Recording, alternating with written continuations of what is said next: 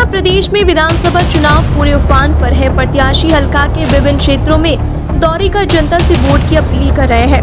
कलायत विधानसभा में इनेलो बसपा प्रत्याशी रामपाल माजरा भी अपने चुनावी प्रचार प्रसार की ओर गति देने के लिए रविवार को कलायत हल्का के करीब आधा दर्जन गाँव का दौरा किया। गाँव तितरम, देववन, शेरूखेड़ी, सारण के साथ साथ दूसरे गांव में पहुंचने पर लोगों ने रामपाल माजरा का उत्साह के साथ स्वागत किया।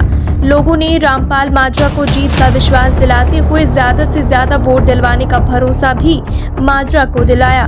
रामपाल माजरा ने भी जनता को विश्वास दिलाया कि हलके में विकास के मामले में कोई भी कमी नहीं रहने दी जाएगी।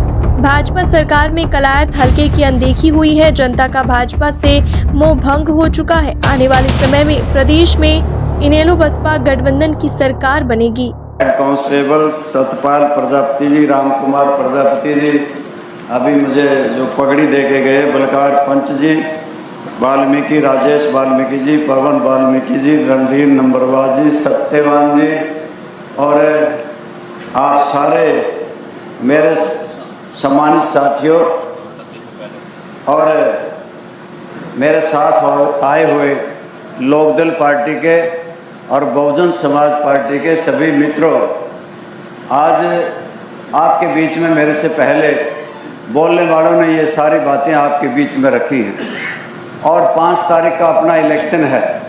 5 तारीख के इलेक्शन में मतदान चश्मे के चुनाव निशान पर करने के लिए आपसे अपील की है। आप सब जानते हैं कि हमारा देश गुलाम था और गुलामी की जंजीरों को तोड़ने के लिए शहीद आजम भगत सिंह, राजगुरु और सुखदेव जैसे वीरों ने अपनी जवानी वारी थी। ये देश तब आज़ाद हुआ था। आज़ादी के बाद इस देश को चलाने के लिए कानून बनाने की ज़रूरत थी। कानून की किताब जिसे संविधान कहते हैं, उसे बाबा साहब भीमराव अंबेडकर ने बनाया था। बाबा साहब भीमराव अंबेडकर को मैं इसलिए नमन करता हूँ कि महलों में रहने वाले राजा को भी सम्मान एक झोंपड़ी में रहने वाले रंग के साथ कर दिया था। इसलिए कि एक महलों में रहने वाले राजा की भी वोट की कीमत इतनी है जितनी एक किसान की, मजदूर की, कमेरे की, जितनी एक गरीब की, यानी कि इसमें वोट एक की मानी जाएगी, चाहे वो राजा की पड़े और चाहे किसी गरीब आदमी की पड़े। साथियों, प्रजातंत्र है। प्रजातंत्र में अगर आप राजी हो जाते हो तो फिर कोई भी मेरे जैसा किसान का बेटा एमएलए बन जाता है, एमपी बन जाता है। आप अगर नाराज हो जाते हो तो फिर इसका मतलब ये है कि आसमान में चमकते सितारे को तोड़ करके आप गांव की मिट्टी में मिला सकते हो। ये इतनी ताकत जनता में है। अगर जनता में इतनी लोकतंत्र में ताकत है तो फिर तुम हमारे मंदिर हो, मस्जिद हो, हमारे गिरजाघर हो, हमारे खेड़े हो, ठीक उसी प्रकार से जिस प्रकार श्रद्धा से आज लोग सालासर जाते हैं, खाटू श्याम जाते हैं, बालाजी जाते हैं और वहाँ पे अपनी दरखास्त लगाते हैं और अपनी मन्नत मांगते हैं। मैं भी मेरे इन मंदिरों पे, इन हनुमानों पे अपनी दरखास्त लगाने आया हूँ। सिर झुका के मेरी दरखास्त आपसे ये है कि आप मेरे पक्ष में मतदान करना। इसलिए करना कि मैंने राजनीति में बहुत लंबा समय गुजारा है। आपने मेरे लड़कपन देखा है, जवानी देखी है, आपने मेरे बीच के दिन देख करके आज तक का जीवन खूब देखा है। इसलिए मैं समझ रहा हूँ कि यहाँ पे मैं 10 साल से नहीं था। 10 साल से मैं पहला चुनाव हार गया, दूसरा लड़ा नहीं। बहुत से नौजवान परमात्मा को प्यारे हो गए, बहुत से बुजुर्ग यहाँ से दुनिया से चले गए और मुझे अगर पता लगा किसी के अनहोनी घटना हुई है तो मैंने जूती नहीं पहनी, मैंने सबसे पहले आके उस परिवार का ढाढ़स बंधाया, हौसला बढ़ाया। अगर कोई ब्याह शादी मकलावा और दुसुटन की आपने चिट्ठी दी तो मैं सर के बड़ा हाजिर हुआ और हाजिर होके अपना रिवाज करके गया हूँ और साथियों अपनी परंपरा निभा के गया हूँ। और मैं ये देखता हूँ ये राजनीतिक लोग आते हैं, चाहे वो गरीब हो, अमीर हो, चाहे लिबास उनका गरीबनी का हो, चाहे अमीरी का हो, वोट लिए और खिसक गए, दोबारा दर्शन नहीं दिखाए। ये बात मैं धर्मपाल जी शर्मा की से सहमत हूँ। मैं चाहे एमएलए हूँ या ना हूँ, परंतु मैं दुख सुख में आपके साथ खड़ा रहा हूँ। साथियों, अगर मैं ये बात गलत कह रहा हूँ, भरी पंचायत मुझे ये कह सकती है कि नहीं रामपाल तो ठीक नहीं कह रहा। ये मैं ठीक कह रहा हूँ, ये मैं दुख सुख में रहा हूँगा। तो अगर मैं दुख सुख में रहा हूँ तो तुमसे एक वादा भी करता हूँ, ये चुनाव में हारूं या जीतूं, विधायक बनूं ना बनूं, मेरे लिए कोई मायने नहीं रखता, परंतु मुझे भाईचारा और मेरा अपना परिवार है। मैं हाथ उठा के आपके सामने सौगंध खाता हूँ कि मैं आपके दुख सुख में शामिल रहूँगा, चाहे कितनी परिस्थितियों में हूँ, किन्हीं हालात में हूँ, परंतु मेरे और आपके दुख सुख साझे हैं। पर मेरी भी आपसे आज दरख्वास्त है, मेरी भी आपके सामने एक हाथ जोड़ के प्रार्थना है। आज मेरे साथ ये चुनाव है, चुनाव हर का संकट का होता है। आप भी मेरे संकट की घड़ी में मेरा साथ दोगे? जागे तो फिर सारे हाथ खड़े करो। मुझे इस बात की बहुत खुशी हुई कि आपने मेरा साथ और समर्थन करने का फैसला किया है। ये मेरी सारी टीम है, इसमें मेरा परिवार है, मेरी पंचायत है बहुजन समाज पार्टी और मैं लोकदल पार्टी का, आपके बीच में हाजिर हुए हैं। ये फरियाद लेकर के आप हमारा साथ दें। आपने कहा हम देंगे, परंतु यहाँ से कहने से बात नहीं बनती। हमसे चुनाव नहीं लड़ा जाएगा। आप ज़माना नहीं रहा, पहले मैं मीटिंगें करता था, चिट्ठी लिखता था। आज तो ये सारी बातें अब विदेशों तक जा रही हैं जो मैं बोल रहा हूँ।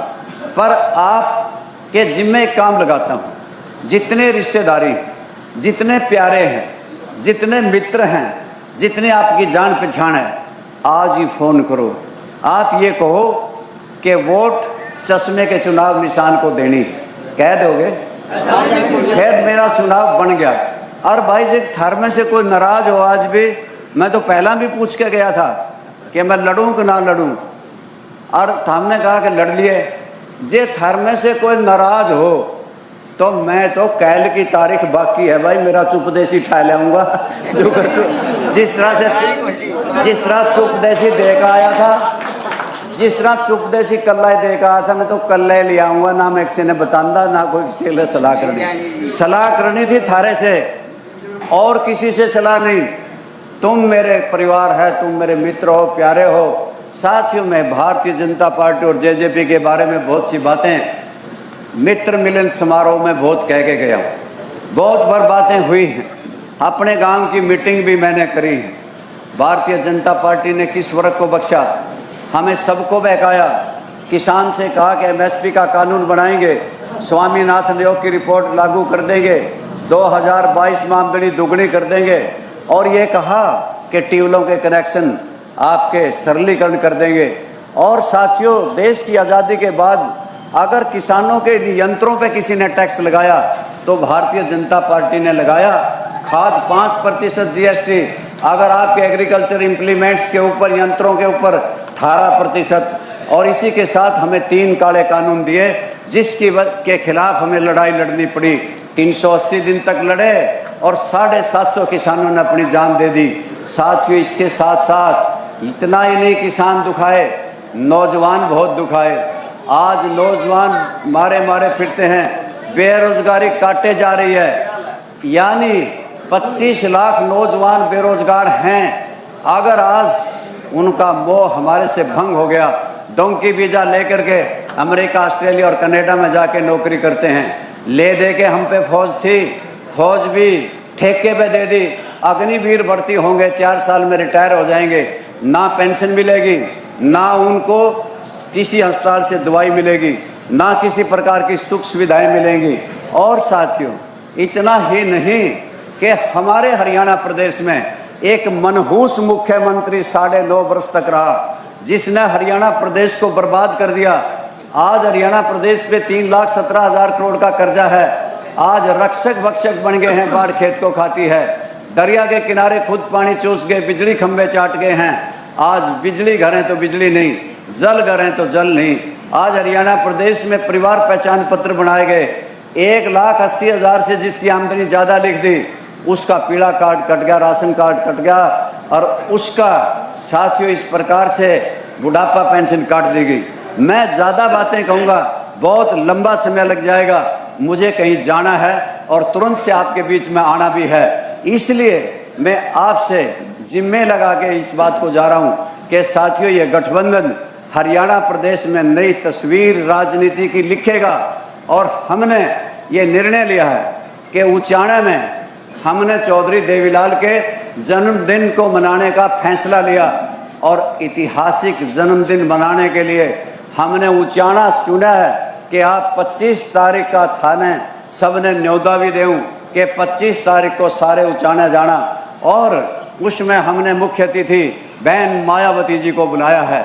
इतनी बड़ी जलसा होगा, इतनी बड़ी रैली होगी कि इस सत्ताधारियों के सत्ता के जो तख्त हैं वो उस दिन हिल जाएंगे, और इंडियन नेशनल लोक दल और बीएसपी की सरकार बनेगी। कई लोग कह देंगे, तुमसे कह भी गए होंगे कि सरकार तो हमारी बनेगी, परंतु याद रखना, बहुजन समाज पार्टी और लोकदल पार्टी के कार्यकर्ता बहुत मजबूत हैं।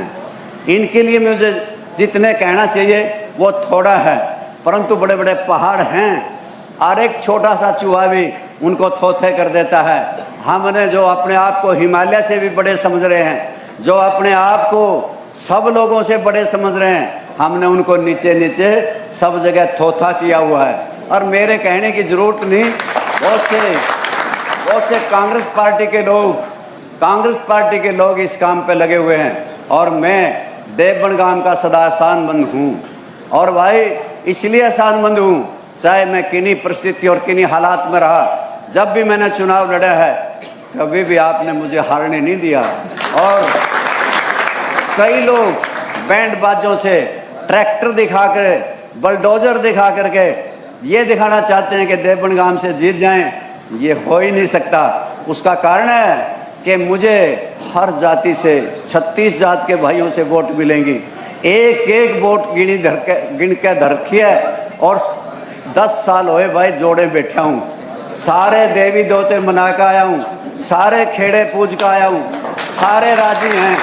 और भाई अंत में तुम भी मेरे हनुमान हो, थामे भी सारे राजी हो कि नहीं? तो खैर उठो मेरे साथियों, अब समय नहीं है शोभा और श्रृंगार का। आज चुकाना है तुमने ऋण भारत माँ के प्यार का। इस भारत माँ को संभालना है, आज हरियाणा प्रदेश को संभालना है। उठो सारे के सारे वोट मांगना शुरू हो जाओ, और जाओ निकल जाओ। केवल आपने 5-7 गांवों को जीतना है। आपकी जीत तो बहुत गांवों में है।